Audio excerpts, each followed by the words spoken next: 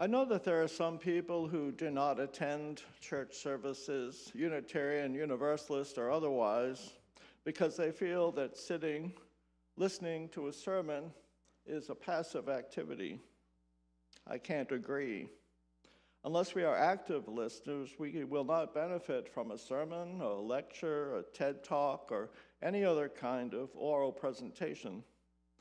Certainly, you must be an active listener to gain anything when you attend a concert or other musical performance. It's the same when you attend a worship service at church.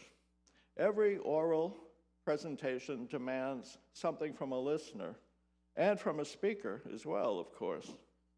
Today's sermon will ask for more active participation even than listening.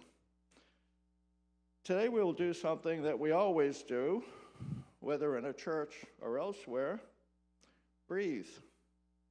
Today, though, we will practice actively paying attention to the breath, the breathing process. Many of you, I think, have at least some knowledge of the Vietnamese Buddhist monk Thich Nhat Hanh, which is a hard name to say, whom the world lost 2 years ago this week at the age of 95. Peace be upon him. Thai, as his students called him, wrote many books in his lifetime, from a biography of the Buddha, to a novel, to explication of various Buddhist texts, but most often he wrote on Buddhist practice. He dedicated his life to making the world a more peaceful place. Today I'd like to introduce you to his book, Breathe, You Are Alive, subtitled Sutra on the Full Awareness of Breathing. Now, breathing is such a natural and ongoing event or process that it might seem kind of silly to write a whole sutra and then a book based on the sutra on the full awareness of breathing. The teachings are important, though, because they show how discipline, when applied to anything, helps you understand that thing better. Understanding our breathing better means that we will understand better many things about our living, because a conscious application of mindfulness lets other dimensions of our being human, our thoughts, feelings, mental formations, and consciousness, be recognized. And once these dimensions are recognized, adjustments can be made to bring the body into harmony through the act of conscious breathing. In an appendix to the book, Thich Nhat Hanh lists 14 exercises we can use to guide us during our periods of meditation. He says that you can practice each exercise for as long as you need to in order to realize its meaning. You might like to practice one exercise for as long as 10 minutes. You do not have to practice all the exercises in one sitting. I would like to share some of these exercises with you now as a kind of introduction to the topic of the day, which is the connection between understanding one's motives for one's actions and taking responsibility for those actions, and the formation of character that comes from that, and that formation that leads to our destiny. I think it's an important topic. So you are welcome to practice conscious breathing with me, 3 conscious breaths per exercise. It will take us a few minutes, of course, but it will sharpen our perceptions for the rest of the service. So you might want to close your eyes or not. Breathing in, I know I am breathing in. Breathing out, I know I am breathing out. Breathing in, I'm aware that I am breathing in. Breathing out, I'm aware of breathing out. Breathing in, I'm aware of breathing in. Breathing out, I'm aware of breathing out. Breathing in, my breath goes deep. Breathing out, my breath goes slow. Breathing in, my breath goes deep. Breathing out, my breath goes slow. Breathing in, my breath goes deep. Breathing out, my breath goes slow. Breathing in, I'm aware of my whole body. Breathing out, I calm my whole body. Breathing in, I'm aware of my whole body. Breathing out, I calm my whole body. Breathing in, I'm aware of my whole body. Breathing out, I calm my whole body. Breathing in, I know I am alive. Breathing out, I feel the joy of being alive. Breathing in, I know I am alive. Breathing out, I feel the joy of being alive. Breathing in, I know I am alive. Breathing out, I feel the joy of being alive. The next breathing exercise asks us to be aware of an unpleasant feeling, not just to be aware of it, but to embrace it. It is a deep teaching. It should not be difficult, though, to get in touch with an unpleasant feeling. We encounter them often enough. Have you chosen your unpleasant feeling? Breathing in, I am embracing my unpleasant feeling. Breathing out, I am calming my feeling. Breathing in, I am embracing my unpleasant feeling. Breathing out, I am calming my feeling. Breathing in, I am embracing my unpleasant feeling. Breathing out, I am calming my feeling.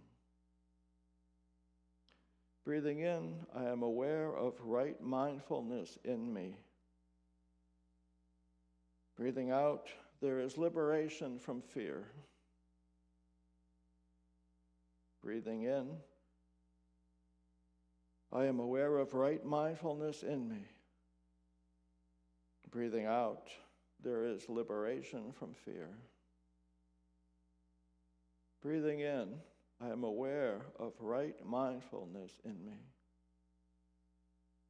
Breathing out, there is liberation from fear.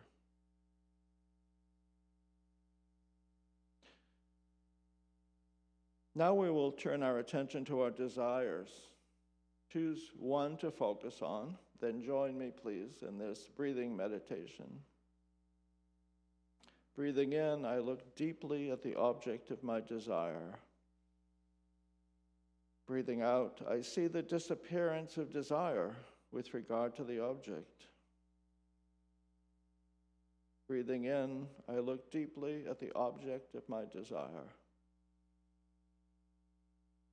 Breathing out, I see the disappearance of desire with regard to the object.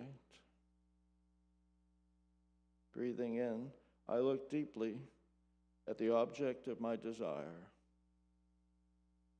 Breathing out, I see the disappearance of desire with regard to the object. Breathing in, I observe the coming and the going of the wave. Breathing out, I contemplate the no coming, no going of the water. Breathing in, I observe the coming and the going of the wave. Breathing out, I observe the no coming, no going of the water. Breathing in, I observe the coming and the going of the wave. Breathing out, I contemplate the no coming, no going of the water. Breathing in, I let go of the idea that this body is me. Breathing out, I am not caught in this body. Breathing in, I let go of the idea that this body is me. Breathing out, I am not caught in this body. Breathing in, I let go of the idea that this body is me. Breathing out, I am not caught in this body. In following through on these breathing exercises, one moves gradually from the prosaic, the unremarkable fact that we are breathing, though it's really quite remarkable, through an awareness of those things that exist in what the Buddhists call our store consciousness, and to the deeper teachings. The wave is not the water, it's simply an aspect of the water. We are not separate from humanity, but simply are an aspect of humanity. So we existed before we were born, and we will exist after we die in that understanding. It's a teaching of simplicity, but also a teaching of humility.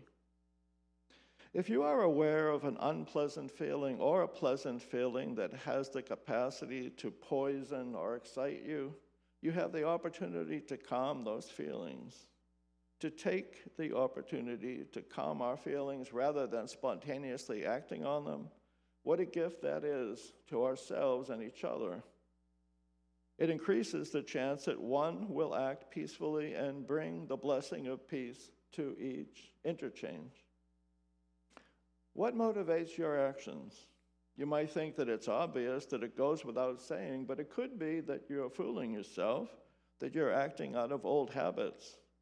You may even be acting out of habitually destructive or disturbing habits that you have not taken the time to examine.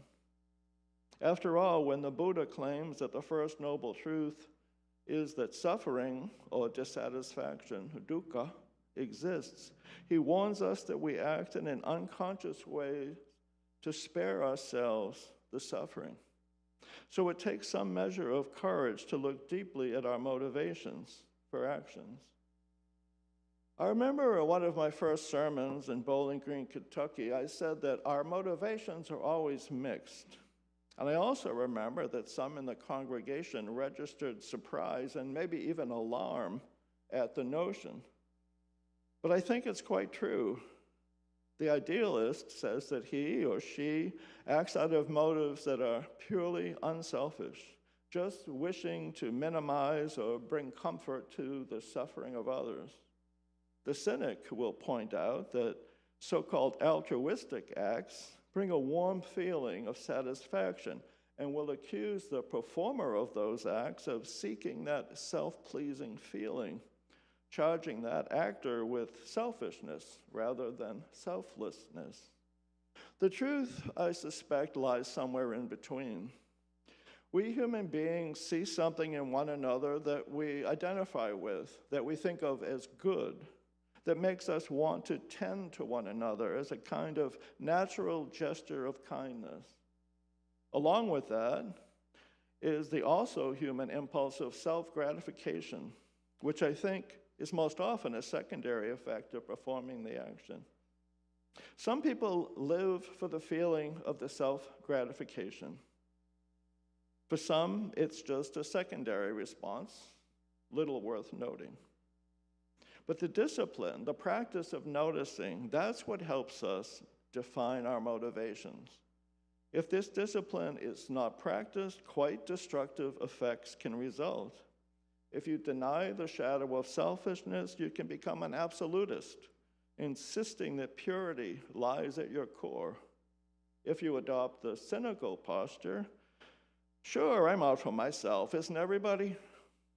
You decrease the possibility of meaningful human interaction, and you cheapen the nature of the human experience, of life itself, so the stakes are high. So if you understand the motivations for your actions, you can best take responsibility for the decisions that you make. One of the core Buddhist teachings is to be aware of serving the ego, the self-image, because it is something that does not exist. It is something imagined and postulated, which one then tries to live into or up to, as the case may be. This obsession with image and I think that in this culture it's fair to refer to it as an obsession, is in service to an illusion. And the more we serve an illusion, the more we separate ourselves from reality, and the more likely we are to deceive ourselves. Personally, I find this ego obsession petty and annoying, and I admire people like Thich Nhat Hanh, who seem to have made such progress living into the present moment, that such motivations are nothing more than wisps that float about him before completely drifting away. We can set our sights on goals within our reach and feel a glow of self-satisfaction as a side effect, note it, and move on, human and imperfect. But if we set too high a goal, something that can only be accomplished in a unity of spirit with others, the glow of self-satisfaction can become a roaring blaze and obscure our motivations even from ourselves. I'm reminded of the saying attributed to Jesus in Matthew chapter 6, verse 24. No one can serve two masters. Either you will hate one and love the other, or you will be devoted to one and despise the other. You cannot serve both God and money. Well, of course, I can't completely agree with that statement because I think our motives are always mixed. It's true that you cannot attempt to serve both God and money and expect to be successful in serving either one, but we must accept that human as we are, in this society at least, our attempts to serve God, in whatever way that word makes sense to you, we will inevitably do so in a way that is not pure. But if we're aware of our temptation to serve money, that's just one example, we can note it, give it its proper place, which is not the central place, and get on with the business of serving God without struggling for absolute purity, without beating ourselves up with guilt, without feeling that we need to deny our humanity in order to live into our ideals. We will live healthier lives because we will not be striving for purity, but for integrity, a path that integrates our human flaws into our quest for successful service. Once we are clear about our motivations, we can more readily take responsibility for our actions. Here's a story of human weakness I'm not particularly proud of, a story I told once before in a talk that I gave about my experiences as a cab driver in Boston called Lessons from the Streets. It occurred during my first months of driving. I had picked up a young couple who were clearly on a date early on a Friday night. I don't remember the point of pickup, but I remember the destination clearly enough. It was Quincy Market, one of the must-visit destinations for tourists in Boston. 3 of the old brick buildings that had been used at one time as storehouses for fish and produce near the harbor in Boston. The buildings had been transformed to accommodate dozens of shops and restaurants and ice cream parlors and snack shops and souvenir stands and pubs and everything else that you can imagine would be attractive for couples or families out for a night's adventures. I pulled up to the drop-off point. The man gave me a 20, and in giving back his change, I purposely shortchanged him by $10. I remember thinking, it's what the guys do. You know, the old justification of, if everyone else is doing it, it must be okay. But of course, I was well past the age when I could believe such a thing. I did not bother checking my motivation. I just justified it to myself and tried to get away with something that I knew was wrong. The couple got out of the car. The man checked his change and said, "Hey, you shortchanged me." His wife or girlfriend was already distracted by the hubbub surrounding the market and hardly paid attention. I handed the man his $10 bill. He glared at me. I was hit with the full realization that I had spoiled his evening just as it was starting. I had behaved badly. He was resentful and probably extra vigilant in all his subsequent interactions that evening. And I felt myself ashamed. And I learned a lesson because I did not want ever again to experience that feeling. and I did not want to be responsible for spoiling the evening of another person ever again. So in that moment, I grew up, at least as far as this sort of self-serving activity is concerned. But there was another consequence, not that evening, but years later, when I told that story to a congregation that included 4 of our youth members. They understood from that story that the minister is a person too, and subject to the same temptations they are subject to, and willing to admit it to them. And something changed in my relationship to them. There was an increased sense of identification with me, an increased sense of our shared humanity as expressed in our shared weaknesses and vulnerability, and the knowledge, as I expressed it at the time, that you can learn from painful experiences you are not proud of. I remained closer with that group of youths than with any of the others who came through the church. I examined the motivations for my actions, I took responsibility, and I grew somehow in the formation of my character. The word character is tossed around a lot in our culture. You will often see it used interchangeably with the word personality, which is a different thing altogether. The word character does not refer to the image that you have constructed of yourself and for yourself, the illusion that you live into or up to. It is something you are known by. As Matthew says in chapter 7, verse 15, you shall know them by their fruits. Your character is that which is ascribed to you by others by virtue of your acts. If you are careful to consider your motivations for the actions you commit and then take on the responsibility for those actions, even for the consequences you could not foresee, you won't need to think too much about your character. Others will do it for you. And you will be satisfied or not. Because certainly there will be times when you will be misunderstood. And accepting that the judgment of others will never be fully accurate because their knowledge is never full and complete. That's another aspect of reaching your spiritual maturity. You are known to yourself even only partially. You are known by others partially too.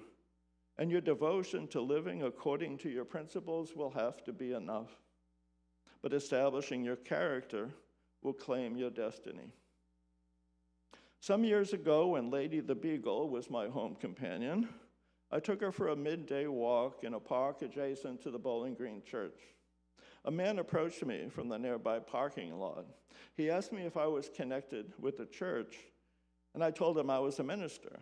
His eyes lit up as he handed me his card and talked about his business, which is a kind of chiropractic, which he said was Bible-based. He started to tell me about the philosophy, how there is a certain part of your brain that can be activated to promote healing through the body, and the necessity for lifestyle changes and some other things, until I stopped him, apologizing for interrupting. I said that our church is not Bible-based. He seemed astounded at this. He asked me if we believe in God the Creator. I told him that was a difficult question because people use the word God to mean many different things. And some of us, but not all of us, may believe in something like the God he was talking about. Well, have you decided where you're going to spend eternity? He asked. I told him I was leaving that up to God. And to my surprise, he seemed impressed by that.